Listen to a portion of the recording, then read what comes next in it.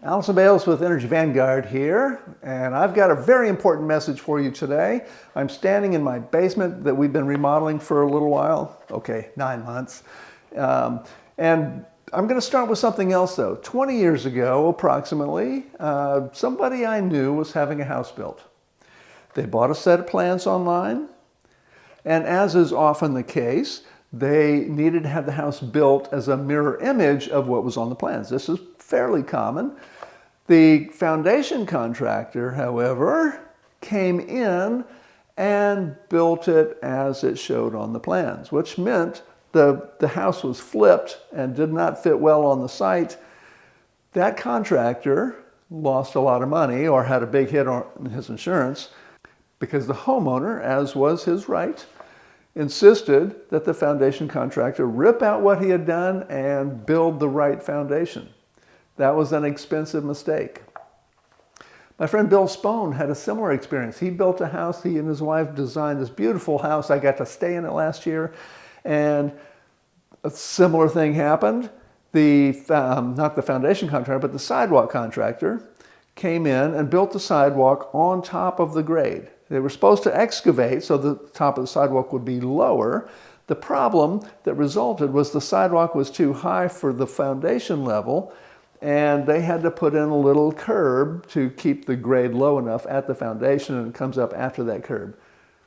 So things happen when you're doing construction. Let me tell you about the most recent thing like that has happened on my basement remodel.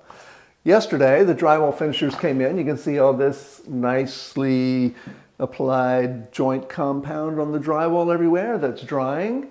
And when I came down here after they were done, the 4 guys spent about half the day down here working. As soon as they were done, I came down and checked it out. And these windows really caught my eye because there was a special detail here that they missed.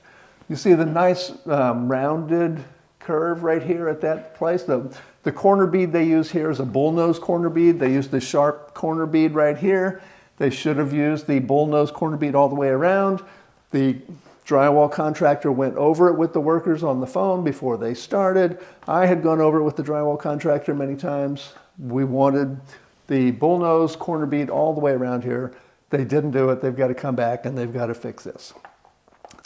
That was a relatively minor problem that we've had develop during the construction, during the remodel of our basement. We've had a whole lot of things like that crop up, and I've had to deal with some of them myself. Some of them we've had people come back and fix. But it illustrates a really important problem.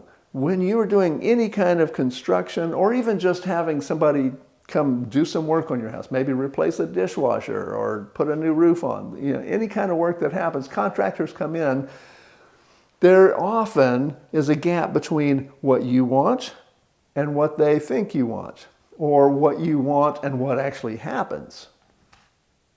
Some of the problems that occur are just basic things like somebody didn't read the plans correctly, or somebody didn't use their level correctly, or something happened afterwards. Like, look at what happened with our bathtub. The bathtub was 3/4 of an inch out of level along the short side, and the reason that happened is they didn't set it properly. They put shims under the foam, as you can see here, and as soon as somebody put any weight on that tub, that foam compressed, and there goes your what you think you have as level. So getting things level and plumb, really important, and getting things square, making sure that you have 90-degree angles where you're supposed to have 90-degree angles, also really important. And these things need to be checked. For example, we had a problem with this door. The door was 1/4 inch out from the frame. Well, I got that fixed, but now you see the frame is 1/4 inch out from the drywall at the top. It's flush at the bottom because the post that they put in here to support the beam right there is not plumb. These things happen. They drive me crazy when they're on my projects. And there's some basic things you can do to help with this. Todd Usher is a home builder that I've known for a long time. He's based in Greenville, South Carolina, and He has a system that he uses, a quality control system that he uses. They have meetings on day one. They go over everything. They have everything specified as clearly as possible. And not just in words, not just in numbers on the plans, but they have visual scopes for everybody. That can solve a lot of problems. For example, in the window, with the getting the bullnose wrong, that bullnose corner bead is a special thing.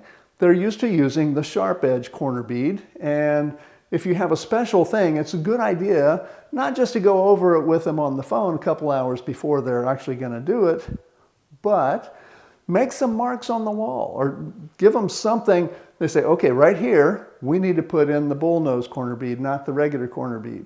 So there are visual ways of transmitting this information, making sure that the people doing the work actually know what they're doing and know what you want. Not just what they're doing, but they know what you want. There's a lot of places where things fall through, and even with the best system, you are not going to get everything right. And that's why you have to come in behind people or as they're working and catch things early in the process, because the earlier you catch it, the easier and less expensive it is to fix it. That is the essence of a good quality control system, having somebody catch these things before they get too expensive and difficult to fix.